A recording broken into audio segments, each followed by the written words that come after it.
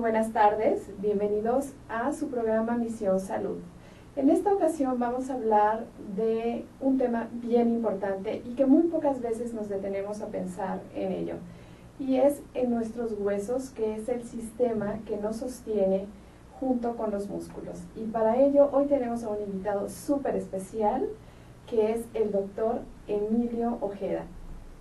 Doctor, muchísimas gracias, bienvenido, gracias por aceptar la invitación. Gracias, doctor Hernández, gracias a todo el público, a tu público por tenerme aquí y sobre todo hablar de un tema tan importante como es el seguimiento ortopédico. Realmente la importancia de la revisión ortopédica actualmente ocupa uno de los principales lugares, sobre todo en medicina preventiva. El día de hoy vamos a definir lo que es la ortopedia, que prácticamente viene siendo la rama de la medicina que se encarga de estudiar las deformidades del hueso y de las articulaciones, y tenemos que prevenir precisamente este tipo de lesiones. ¿Cómo? Orientando, revisando al paciente y sobre todo dando algún tipo de pauta de seguimiento para poder salir adelante de este tipo de complicaciones. La traumatología también lo vemos nosotros, que se encarga del estudio de las lesiones principalmente traumáticas y todas las consecuencias que tienen este tipo de lesiones, como son las fracturas, los esguinces, las contusiones y lesiones principalmente en rodillas u otras articulaciones. Pues ya entrando un poquito más en materia, pues vamos a ver que efectivamente los pacientes requieren de un tratamiento especial y tenemos que revisarlos desde que nace el paciente, principalmente en la primera semana. Es importante valorar las caderas de los pacientes, sobre todo para tratar de descartar o eliminar algún proceso de luxación de cadera, que es una de las lesiones más temibles en ellos. Otras de las situaciones que también debemos de valorar es el desarrollo general locomotor del niño, principalmente en las etapas iniciales, cuando empiezan iniciando a gatear o inician la marcha. Es importante saber en un momento dado cómo debemos de educarlos, qué ejercicios deben de tener. Las madres principalmente deben de tener conciencia de que los hijos requieren de algún tipo de ejercicios y fortalecimiento de extremidades pélvicas. Entonces, me voy a atrever a interrumpirte un momentito. No debemos esperar, porque se tiene la idea de que la visita al ortopedista debe de ser cuando los niños tienen 2 años. Esa es la creencia. Sin embargo, la primera visita tendría que ser cuando es recién nacido, durante la primera, segunda semana de vida o en el primer mes de vida. ¿Cuándo es recomendable que los papás lleven al niño a su primera revisión con el ortopedista? ¿Cuándo crees que tiene que ser? Esa es una excelente pregunta. Desde recién nacidos, el niño debe de tener una evaluación de las caderas, principalmente es en la primera semana, que es una etapa dorada, por así decirlo, para hacer un diagnóstico de un problema congénito de caderas. En ocasiones el pediatra es el que resuelve o valora este tipo de situaciones, y cuando encuentra algo es cuando ya lo deriva al ortopedista. Sin embargo, mínimo una vez al año, en el primer año es cuando deben de asistir a la revisión ortopédica. Se puede decir que hay una inmadurez esquelética durante el primer año, y por eso debemos de evitar vicios posturales. Entonces, a las madres hay que enseñarles cómo se deben de sentar los niños cuando están en una etapa inicial, a los 6 meses, cómo deben de dormir, en qué postura de dormir, sobre todo para evitar deformidades angulares en las piernas o extremidades que a la larga puedan causar problemas a nivel de la columna. ¿Y cómo es que deben dormir? ¿Cómo los deben acostar? Normalmente se pide en las primeras etapas que los niños no jueguen hincados de rodillas para no deformar las extremidades pélvicas. En ocasiones el dormir boca abajo favorece a que tengan una torsión de las tibias, y esto degenera la angulación femorotibial de las piernas. Entonces, en este tipo de pacientes sí conviene enseñarles a dormirlos boca de costado o boca arriba de preferencia, para evitar ese tipo de torsiones tibiales. Cuando juegan los niños, yo les comento a las mamás que de preferencia se fijen, que pongan atención en que no se hinquen, sino que se sienten para poder jugar, para evitar también los vicios de la famosa deformidad. De meter los pies. Se pies. hincan y meten los pies. Exacto. Okay. Entonces, en esa forma podríamos prevenir problemas que a futuro pudieran llegar a ser hasta quirúrgicos y con consecuencias muy graves. Una pregunta que me parece también que es un uso común en nuestra cultura, el uso de la andadera. La andadera. La andadera es importante en cierta etapa. Cuando el niño empieza a caminar es importante. Tenemos unos pros y unos contras. Que definitivamente un niño que inicia a caminar es un niño que muchas veces se va a tropezar y se va a caer. Pero si usa mucho la andadera, también va a ser un niño que no va a saber caer y no va a saber meter las manos. Entonces puede ser que tenga un trauma facial o puede ser que tenga un problema cervical por el tipo de contusión que puede llegar a representar esto.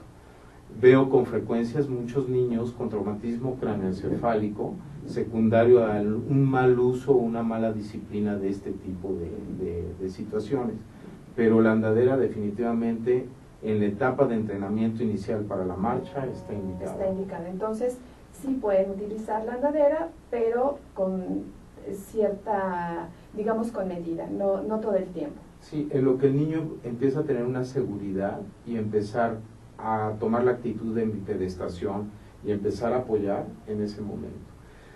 Recordemos que en las primeras etapas hay una inmadurez esquelética, entonces estos niños tienen a lo mejor no una gran potencia muscular y eso favorece a que tropiecen o que puedan caer o no se puedan sostener sus piernitas y eso puede hacer que tengan lesiones grandes. Okay.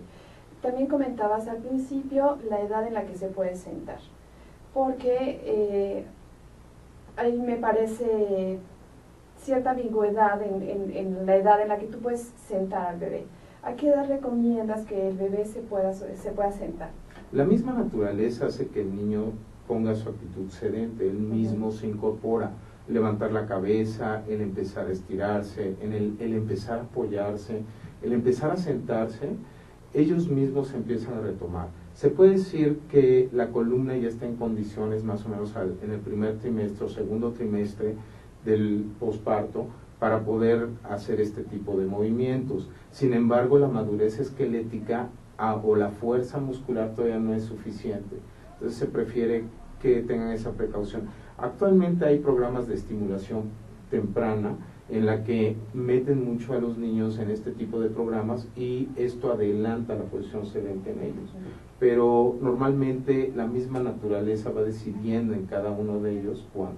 Así como el caminar, muchos lo presentan al año de edad, otros a los años 3 meses. Lo mismo, es una etapa de desarrollo musculoesquelético que gradualmente el niño lo va a ir tomando. Sí.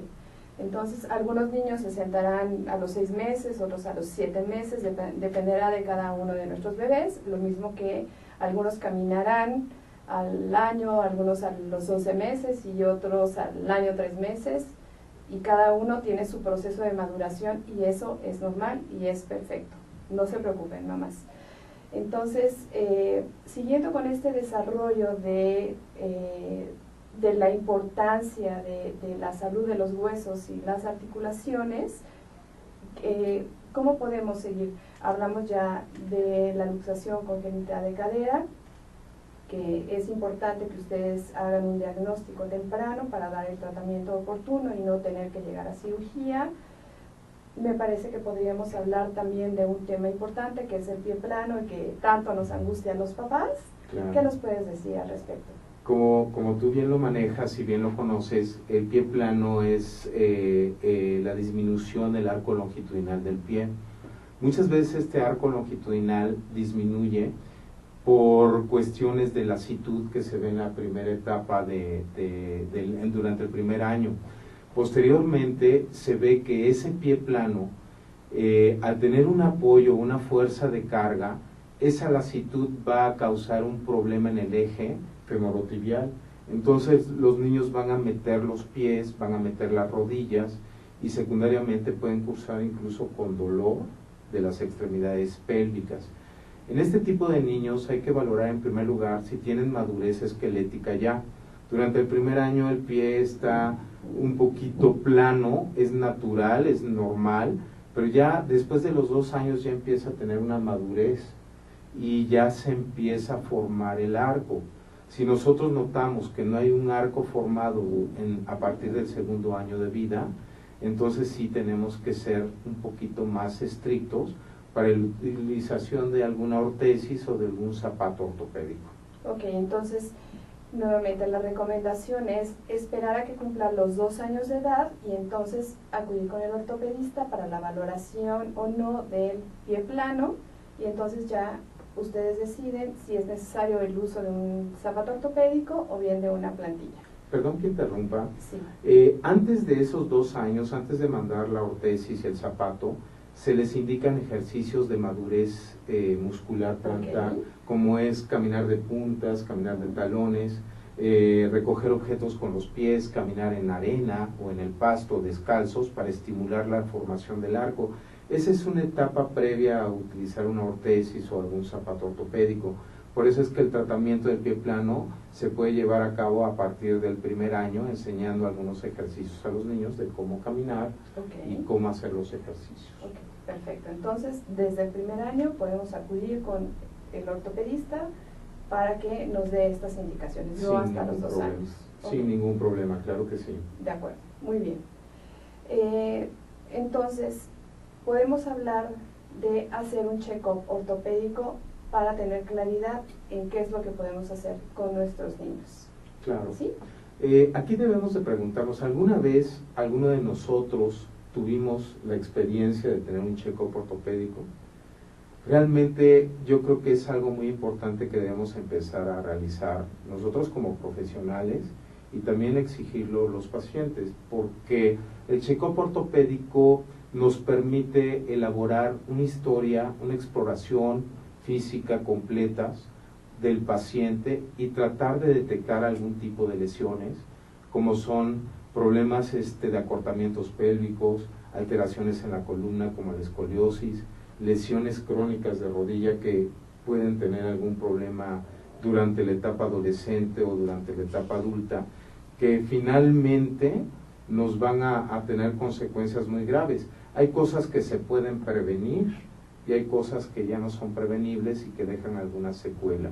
Entonces el check-up ortopédico, gracias a este tipo de método de exploración general en forma ortopédica y que involucra al músculo esquelético, sí conviene que sea minucioso, explorar la marcha, ver la actitud de la forma de pararse, ver la postura del paciente y ver también qué grupos musculares son más fuertes, si hay un imbalance muscular para empezar a tratar de dar algún tipo de ejercicios, recordando que nuestra faja biológica es el abdomen y nuestra columna requiere de esa higiene. Voy a vender eso ahorita que dices.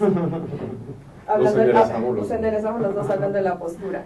Ok, esta parte me parece muy interesante porque en verdad que no hay cultura de prevención y además la cultura de prevención no toca la parte de prevención a nivel ortopédico, mucho menos a nivel ortopédico. Entonces, esta parte del check-up ortopédico, ¿con qué frecuencia tendríamos que estarlo haciendo? ¿A partir de qué edad?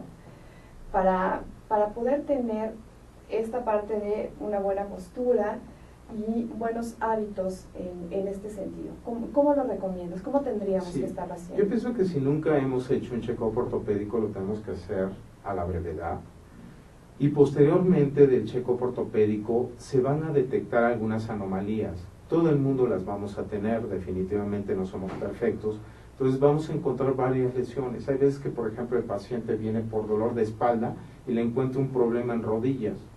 Nada me cuesta revisarle de una vez las rodillas y atendérselas. Entonces, siempre tratar de tener el check-up ortopédico inmediato. Una vez detectadas los padecimientos de las lesiones, tenemos que ser muy inteligentes porque muchas de ellas tenemos que corroborarlas por medio de estudios. Entonces tenemos que hacer estudios complementarios como vienen siendo radiografías, algún ultrasonido, alguna resonancia magnética, alguna tomografía, En el caso de un problema metabólico, por ejemplo, osteoporosis, podríamos tratar de hacer una densitometría ósea o cuantificaciones de calcio, fósforo y vitamina D en sangre para poder determinar cuál es el grado de lesión que tiene ya ese paciente en especial y sobre todo para poder formar un pronóstico a mediano, corto o bien a largo plazo sobre cuál va a ser la evolución de ese padecimiento. Entonces, el check-up ortopédico debe hacerse en forma inmediata, debemos de solicitarlo al médico, no nada más porque voy por un dolor, voy a atenderme nada más de eso, sino también tratar de ver qué otras situaciones puedo llegar a presentar. Ok. Entonces, tan pronto sea posible, los que nos estén escuchando ya saben, hay que hacerse un check-up ortopédico tan rápido como ustedes lo puedan hacer. Bueno, ya hablamos del pie plano. ¿Qué sucede con los adolescentes? ¿Qué estaríamos buscando prevenir en el caso de los adolescentes? En el adolescente tenemos, en primer lugar, darle un seguimiento a las lesiones preexistentes que ya detectamos en su etapa de infancia. Es decir, si tuvieron un pie plano, ver si realmente se corrigió y ver si no se hizo a la inversa, una hipercorrección y fuera un pie cabo, por ejemplo. O bien ver todas esas lesiones que ya habíamos determinado y ver si están bien controladas o no. Y aparte de dar ese tipo de visión previa, sí es conveniente evaluar muchas cosas. En etapa adolescente, el joven ya es una persona más activa, probablemente se vuelve más aficionado al deporte, empiezan a jugar fútbol americano, hacen algún tipo de actividad, no sé, de algún deporte de alto impacto, y esto favorece a lesiones de columna vertebral, de cadera, incluso también lesiones muy severas de rodilla que yo veo día con día en mi consultorio, lesiones en jóvenes con lesiones condrales ya grado 1, 2, hasta 3 me he encontrado por golpes fuertes y severos en la rodilla, y también ver el balance muscular. Soy muy repetitivo en el balance muscular, porque finalmente si nosotros tenemos un adecuado balance muscular, mi articulación o mis huesos van a estar equilibrados. Pero mientras no lo tengamos, vamos a tener algún problema. En el caso de la rodilla puede ser una lateralización de rótula, que día con día va a estar friccionando el hueso de abajo, que se llama fémur, y eso se le llama condromalacia en pacientes jóvenes. Y en adultos se convierte en artrosis patelofemoral, así se determina esto. Y de acuerdo al grado de lesión del cartílago va a ser la magnitud y severidad y la complejidad del tratamiento de esa articulación. En un país como el nuestro, en el que el deporte me parece que por mucho más práctica es el fútbol, soccer, ¿qué podríamos recomendarles que tuvieran como prevención para no lesionarse justamente las rodillas y el resto de las articulaciones? Yo creo que en primer lugar mantener un peso cercano al ideal, yo creo que eso es muy valioso, sobre todo porque las fuerzas mecánicas actúan a nivel articular de una forma muy intensa. Entonces, si mi jugador de fútbol tiene sobrepeso o obesidad, muchas veces va a tener una lesión fuerte de las rodillas o de la cadera o de la columna. Otra situación importante es fortalecerlos, fortalecer grupos musculares en el caso de que tengan algún tipo de deficiencia muscular. Principalmente en el caso del fútbol soccer serían los muslos, el cuádriceps. Si tienen un músculo fuerte de cuádriceps, seguramente la higiene de su rodilla va a ser muy buena y muy adecuada, y esto va a favorecer a que no tengan cambios en una forma prematura a nivel meniscal y a nivel de los cartílagos. Ahora, si yo tengo una pierna débil o un músculo débil, donde tengo, por ejemplo, una entrada muy fuerte y hay una jugada donde yo hago un tapón, pues lo que va a suceder es que mi rodilla probablemente vaya a absorber toda la fuerza dinámica de la lesión. Sin embargo, si yo tengo un gran músculo, primero lo absorbe mi músculo y posteriormente mi articulación. Okay. De eso se trata prácticamente el manejo del fortalecimiento por grupos musculares. Okay. Bueno, podemos pasar entonces a hablar de las lesiones en los adultos jóvenes. Okay. Me parece que en cualquier grupo de edad lo interesante será que hagan ejercicio con regularidad para poder fortalecer músculos y entonces tener un sistema musculoesquelético saludable. Así que ¿Qué nos dices al respecto? En el adulto joven, pues ya pasó la etapa del adolescente, del futbolista, o el jugador de fin de semana, o el deportista de fin de semana, y se convierte a lo mejor la persona en algo un poquito más sedentaria. Al tener más sedentarismo aumenta el peso, se dedican un poco más a las actividades laborales, y eso favorece o eso incrementa lesiones de otro tipo. Principalmente las lesiones traumáticas que ya llevaron un curso en esas articulaciones se convierten ya en lesiones crónicas. Entonces, si de joven tuvo una lesión de cartílago y no tuvo un adecuado seguimiento del fortalecimiento muscular, probablemente la rodilla del adulto joven ya sea una rodilla con un desgaste mayor, y esto inminentemente puede ser candidato a una cirugía más que a un tratamiento conservador. De ahí que ya existan nuevas técnicas quirúrgicas que son mínimamente invasivas, como es la artroscopía, que es un procedimiento en el que haces unas incisiones pequeñas y a través de una lente observas toda la articulación que se trata, ya sea rodilla, hombro, cadera, la que se esté utilizando, y se empieza a hacer un tratamiento de acuerdo a los hallazgos que uno va encontrando. Yo como artroscopista, que también soy, me he dado cuenta que veo lesiones que muchas veces una resonancia magnética me dicen una cosa, pero cuando yo palpo y veo en una forma tangible la lesión, me encuentro cosas diferentes. Es sorprendente la cantidad de lesiones que yo puedo encontrar en un adulto joven, y muchas veces pasan desapercibidas o asintomáticas, hasta que se hace sintomático es cuando uno va al doctor. Ok, muy bien. Vamos a un corte, regresamos, les dejo los teléfonos en el estudio, 6386-8444, por favor llamen si tienen alguna pregunta en específico. Es el doctor Emilio Alberto Ojeda Padilla. Les voy a dar sus especialidades y subespecialidades que debí de haber dicho al principio. Regresando al corte se los digo. Gracias, sigan con nosotros. Gracias, Emilio.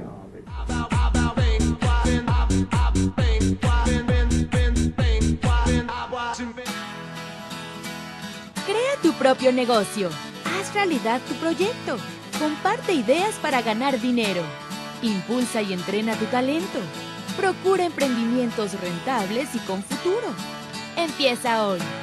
Dayman, la receta del éxito. Dayman, por más de 7 décadas y con presencia en más de 9 países, se ha consolidado exitosamente como una empresa que desarrolla, fabrica y distribuye colorantes, saborizantes y productos alimenticios por excelencia. Nuestros productos abastecen a una amplia industria dedicada al manejo de alimentos micro, pequeña y de media a grande escala, ya que estos cumplen con altos estándares de calidad a nivel nacional e internacional y están elaborados para satisfacer las necesidades del mercado y gustos de nuestros consumidores. Nuestro principal objetivo es brindar un producto de calidad que nos permita mantener la lealtad de nuestros clientes y consumidores, excediendo sus expectativas de servicio. En Dayman desarrollamos la creatividad e impulsamos al máximo nuevos negocios. Dayman, proveedores de color y sabor por excelencia. Con Trujillo Betanzos y Asociados, tus proyectos están en buenas manos. Trujillo Betanzos y Asociados te ofrece servicios de fe pública en materia mercantil, asesoría legal, contable, fiscal y de negocios, litigio civil y mercantil, valuación y asesoría financiera y área académica. Porque nuestros clientes son nuestros mejores amigos.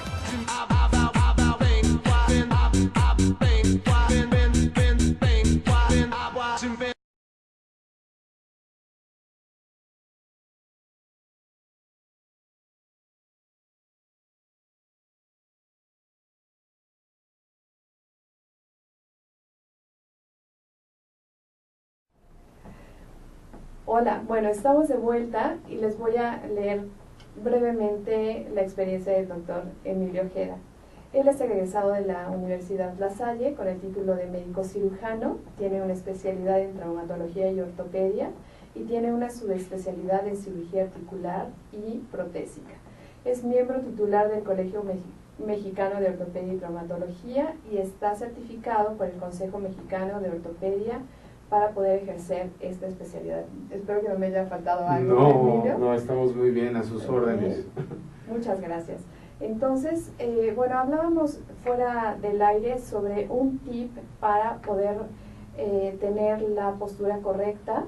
Así que, si nos quieres decir cuál es esta manera sencilla de tener la postura correcta. Principalmente nosotros cuando tenemos un dolor bajo de espalda o tenemos algún tipo de dolor, mucho se debe, como ya lo mencionamos, a un problema muscular, una debilidad muscular.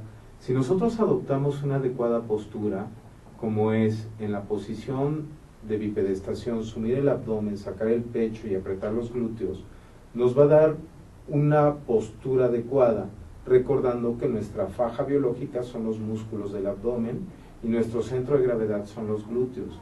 Entonces nuestra postura es muy importante. La posición sedente también es importante, sentarnos, sacar el pecho, sumir el abdomen, jalar un poco hacia atrás los glúteos y evitar recargarnos. Obviamente al principio me puede causar un poco de dolor porque yo estoy fortaleciendo músculos intrínsecos de la columna, los músculos internos de la columna, entonces eso va a favorecer a que me canse más rápido. Obviamente no voy a estar como un robot, después puedo descansar un poco y retomo una adecuada postura. Si yo tengo cierta constancia haciendo este tipo de posturas, probablemente mi calidad de vida y mi sintomatología a nivel articular va a ser mucho mejor que no hacerlo. Ok, entonces lo voy a repetir. Sumir el abdomen, sacar el pecho y apretar los glúteos. Los glúteos. Okay. Esa es la mejor postura que podemos hacer. Ok, bueno, voy a tratar de hacerlo consciente, porque además se tiene que hacer consciente para poder conseguir esta adecuada postura, ¿cierto? Sí, y tratar de hacerlo en forma rutinaria, concientizar y hacerlo en forma rutinaria. Lo mismo el movimiento articular.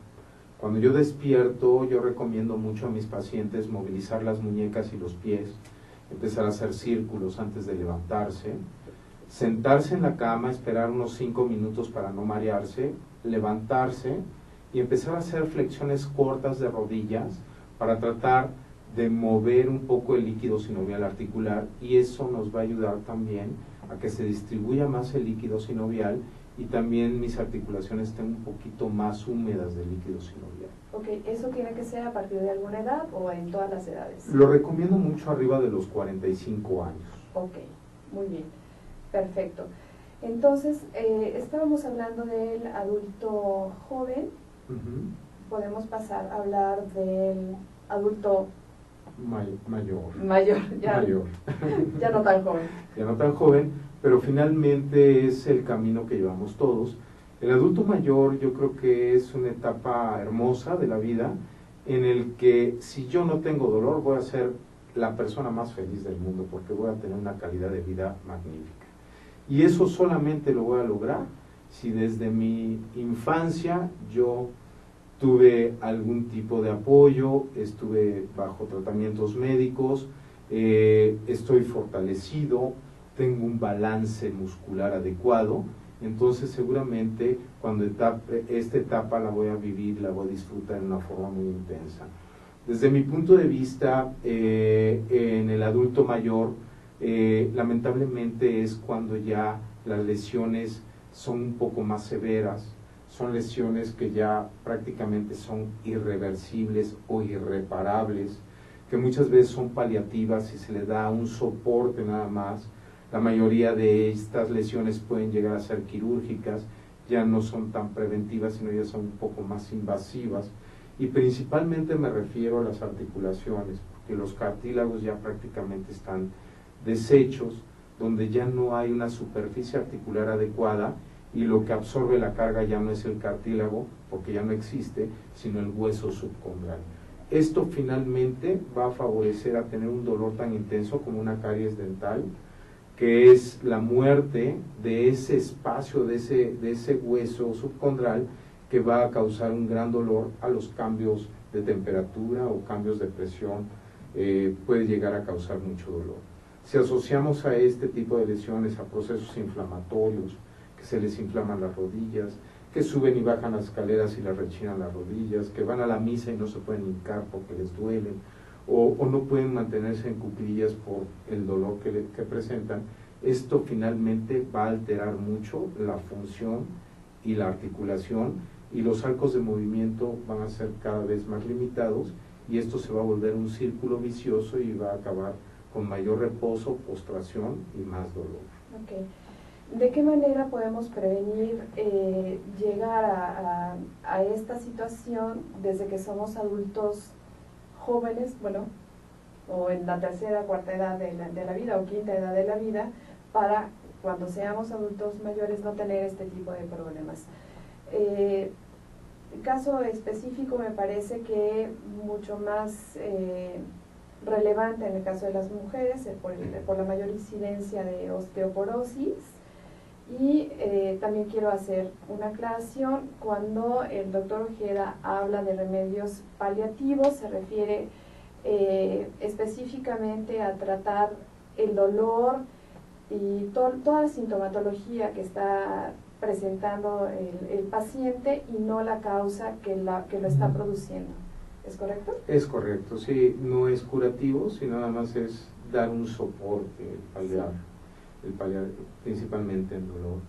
Algo muy importante, lo que me acabas de preguntar, doctor Hernández, es sensacional, porque finalmente vemos que al final de la vida tenemos dos lugares muy especiales. Uno, donde el hueso está descalcificado, donde las trabéculas están lesionadas, donde la masa ósea está disminuida, y a eso le llamamos osteoporosis. Y caso contrario, el otro lado viene siendo la artrosis, que es un hueso con mayor fuerza de carga, neoformación de hueso, no de cartílago, se empiezan a ensanchar las articulaciones y empiezan a tener otro tipo de dinámica, de tensión y de absorción de cargas. En el adulto mayor, la absorción de las cargas es muy importante, sobre todo en un paciente con osteoporosis. Si yo no tengo una adecuada microarquitectura de mis huesos, la arquitectura de los huesos se vuelve más débil, más frágil y favorece una fractura. Es decir, si mi paciente tiene osteoporosis y se cae, puede llegar a tener una fractura de cadera o de muñeca o de fémur incluso, o entre otras. Y el caso contrario, si mi paciente es obeso, si mi paciente es un poco sedentario, probablemente la calidad del hueso va a ser diferente, va a ser un hueso muy fuerte, pero también así de fuerte va a tener distintas fuerzas de elasticidad, y también pueden llegar a tener una fractura por la dureza de la masa ósea que tiene ese hueso. Entonces debemos de ser muy inteligentes en el tratamiento de cada uno de ellos. Se puede considerar a la osteoporosis como un problema de salud grave, donde muchos países han tenido que invertir los gobiernos mucho dinero en el tratamiento de esto, porque no nada más es cuestión de un paciente, sino son de muchos. La hora de internamiento, el día de internamiento es bastante alta, y sobre todo la recuperación que pueden tener puede ser muy compleja. Entonces son pacientes que a la larga no van a necesitar un implante barato, pueden llegar a necesitar hasta una prótesis o algún tipo de ortesis especial que es muy costosa. Ok, y hablando por ejemplo de la dieta, me voy a regresar un poquito al tema de las mujeres y la osteoporosis. ¿Qué comer, qué no tomar, qué dejar de comer para prevenir en la medida de lo posible la osteoporosis? La osteoporosis finalmente, efectivamente, antes se consideraba como una enfermedad exclusiva de mujeres, pero también hay osteoporosis masculina, y mucho tiene que ver un problema hormonal, mucho tiene que ver lo que me acabas de comentar, el tipo de dieta. Se puede decir que como yo me alimenté desde que nací, si recibí pecho materno o no, si tomé algunos derivados de lácteos en mi infancia o no, si fui un niño raquítico o no fui un niño raquítico, si fui un niño mal alimentado, todo esto se va a reflejar después de los 35 años de vida. Si yo me alimenté muy bien, después de mis 35 años voy a tener unos huesos sanos. y difícilmente voy a tener una caída en la densidad mineral ósea, sino hasta ya en una etapa muy tarde, a lo mejor después de los 60, 65 años, yo ya puedo tener una caída más abrupta. Sin embargo, si yo fui una persona raquítica, no me alimenté bien en mi infancia, a lo mejor no comí quesos cuando los tenía que comer o lácteos, entonces mi paciente probablemente a partir de los 35 años ya empieza a desarrollar un problema de osteoporosis que puede presentarse a mediana edad, a los 50, 45 en osteoporosis severa. Si aparte de esto vemos los problemas hormonales, los problemas que generan osteoporosis, pues todavía va a agudizar más este tipo de problema. Actualmente, el tratamiento que le doy a mis pacientes en mi consultorio para la osteoporosis, me interesa mucho medir los niveles de 25-hidroxivitamina D. La vitamina D es una de las partes esenciales para el manejo de la osteoporosis. Se dice que si la vitamina D está ausente, probablemente yo tengo osteoporosis. Y es más barata que utilizar, por ejemplo, algún otro tipo de medicamento que actúa ya a otro nivel. Muchos de mis pacientes con pura vitamina D han mantenido niveles entre osteopenia y normal bastante bien y muy cómodamente, sin llegar a utilizar aún otro tipo de medicamentos como son los antirresortivos, que cuando son necesarios son lo ideal y lo mejor que existe para mantener nuestra salud ósea.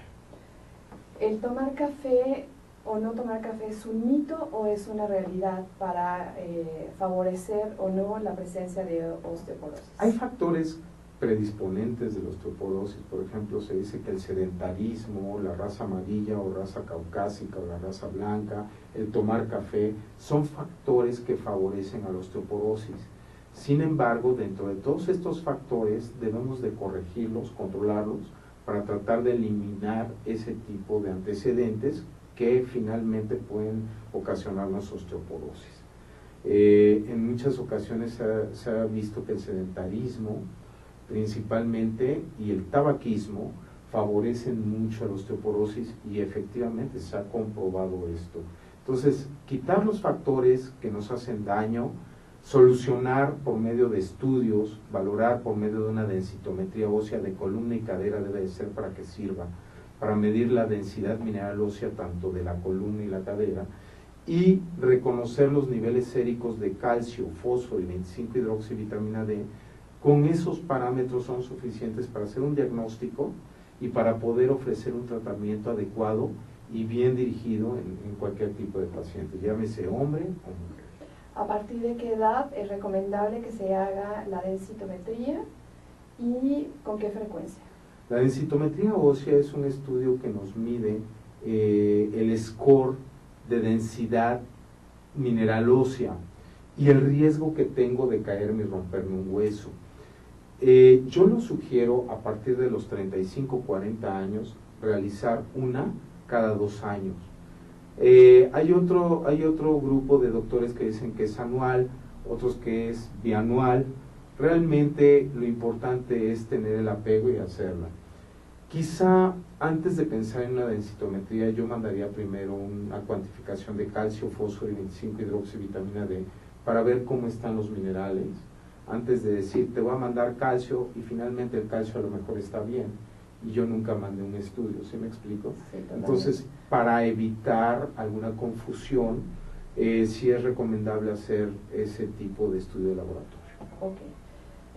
Habitualmente cuando las mujeres acudimos con el ginecólogo es casi obligado que te manden calcio, pero primero habría que haber una valoración sérica, una valoración en sangre para poder prescribir calcio. Claro. ¿Es correcto? De hecho, en mi consultorio a todos mis pacientes les comento precisamente esto. Tenemos que, antes de mandarte algún medicamento, realizar medicina basada en evidencias, ver realmente el resultado y si es necesario te lo mando, si no, no tiene caso que te lo mande. Okay. Otra pregunta. Si tomas calcio, ¿favoreces o no la formación de piedras en alguna otra parte del cuerpo o no? Bueno, si tú utilizas algo que no esté indicado, seguramente vas a tener un daño litros de calcio principalmente si excedes la parte normal del funcionamiento sérico del calcio en distintos órganos y sistemas. Entonces tenemos que ser un poquito inteligentes a la hora de la prescripción. Como decía un gran maestro mío, los medicamentos no son juguetes, pero tampoco son dragones, sino simplemente hay que saberlos utilizar. Okay. Justo en la dosis y justo en el momento en el que es indicado. Claro que sí. Bueno, entonces me parece que siempre es una preocupación, regresando al tema de los adultos mayores, que se caigan, porque también es de la creencia de todo el mundo que se cae alguno de los adultos mayores, tu abuelito, tu mamá, se fractura la cadera y todo el mundo piensa, ya no se va a recuperar, vamos a tener problemas, quedan en cama y no se vuelven a levantar. ¿Qué tan cierto es esto? ¿Qué tan probable es? ¿Cómo podemos prevenirlo? ¿Qué hay que hacer con el adulto mayor? Sí, tenemos que controlar desastres, tenemos que orientar al adulto mayor. El adulto mayor muchas veces quiere ser útil. Hay veces que el adulto mayor se siente inútil, se siente un estorbo, etcétera, pero hay que orientarlo, hay que platicar con él, hay que tener una relación más íntima. Yo como familia, yo como doctor les puedo indicar a ellos, ¿saben qué? Quiten zonas inseguras en su casa. Los tapetes rugosos, quítenlos para evitar caídas o tropiezos. Si en la bañera está muy resbaloso, utilicen algún antiderrapante o pongan un banco por si se marean, se puedan sentar y estén seguros y se sujetan. Incluso pongan un timbre donde lo aprieten y cualquiera sepa si alguien se siente mal para evitar una caída. Lamentablemente las caídas en el adulto mayor normalmente son sinónimo de fracturas, y fracturas no cualquier tipo de fracturas, sino fracturas severas como las fracturas de cadera. Este tipo de fracturas son muy complejas, son de un tratamiento invasivo en el que requiere en ocasiones colocar una prótesis, y los pacientes prácticamente, pues muchas veces por sus antecedentes, muchos de ellos son diabéticos, hipertensos, están inmunodeprimidos o tienen otro tipo de padecimientos de base, de fondo, favorece a que no se recuperen y que pues prácticamente sea un desenlace fatal este tipo de lesiones. Entonces, ¿cómo debemos de cuidarlos? Previniendo, llevándolos al ortopedista, evaluando la densidad mineral del hueso, evaluando cuál es la calidad de vida de ese paciente y, sobre todo, reconocer cuáles son mis riesgos, mis condiciones inseguras en donde yo me muevo, en mi casa principalmente. Se dice que una de las principales zonas de caídas es la recámara, la cocina y el baño. En ese orden es donde principalmente suceden los riesgos y los accidentes. Entonces debemos de utilizar ciertas precauciones en la casa. Ok, y bueno, esta pregunta que te voy a hacer no sé si es directamente de tu especialidad, pero ¿a qué edad deberían dejar de conducir? Porque también hay un momento en el que ellos mismos son un riesgo para ellos y para el resto de las personas que están conduciendo. ¿A qué edad ya no deberían de conducir? Yo pienso que depende mucho del chequeo médico, la relación entre la edad y cuándo dejo de conducir. ¿Por qué? Porque sí puedo encontrar un adulto mayor con adecuados reflejos, quizá no los de un jovencito, pero sí todavía pueden llegar a tener ciertos reflejos. Pero en caso contrario también puedo tener algún paciente que le duele la rodilla y ya no pueda frenar y ocasionar un accidente y él mismo se puede lastimar. Entonces esa pregunta que me acabas de hacer es una pregunta difícil de responder. Sin embargo, debemos de ser también conscientes que muchos de los adultos mayores son solos y que ellos se tienen que mover y que no deben de ser tampoco tan dependientes de alguien.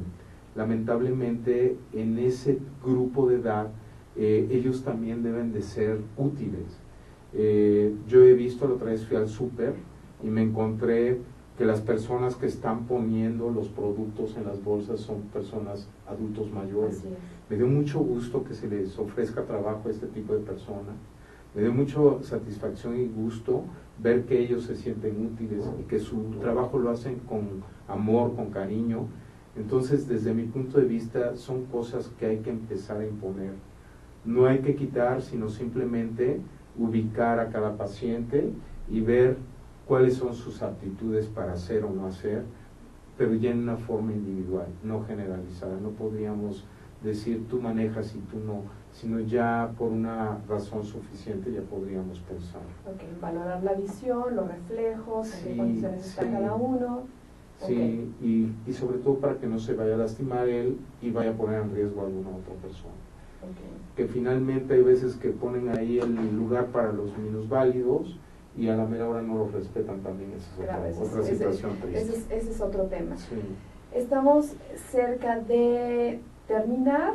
¿Nos quieres compartir, por favor, la información de tu consultorio, si eres Con tan todo amable? gusto.